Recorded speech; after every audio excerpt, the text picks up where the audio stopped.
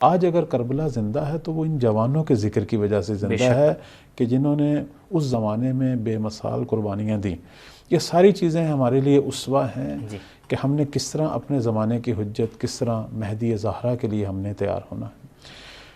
ویسے ہماری جو روایات ہیں وہ بتاتی ہیں کہ غیبت کے زمانے میں جوان تیار ہوں گے، جو مولا امام زمان کا وہ عالمگیر جو انقلاب ہے جو پوری دنیا میں شرق و غرب پر جو نافذ ہوگا اور جس میں حکومت عدل جو ہے وہ پوری زمین پر قائم ہوگی اور دنیا کو امن و سلامتی ملے گی،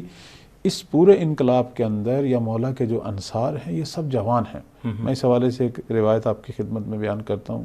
کہ مولا امیر المومنین کا یہ فرمان ہے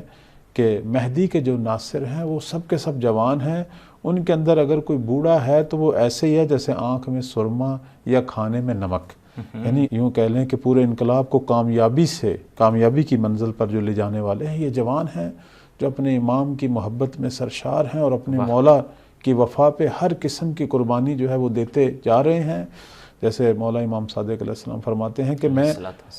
مہدی کے ناصروں کو دیکھ رہا ہوں کہ مسلسل عبادت میں ہیں اور مسلسل حالت سواری میں ہیں اور ان کے جسموں سے خون پسینوں کی طرح بہہ رہا ہے لیکن اپنے امام سے کسی قسم کی قربانی دینے سے دریغ نہیں کر رہے، مسلسل قربانیوں کا ایک سفر ہے۔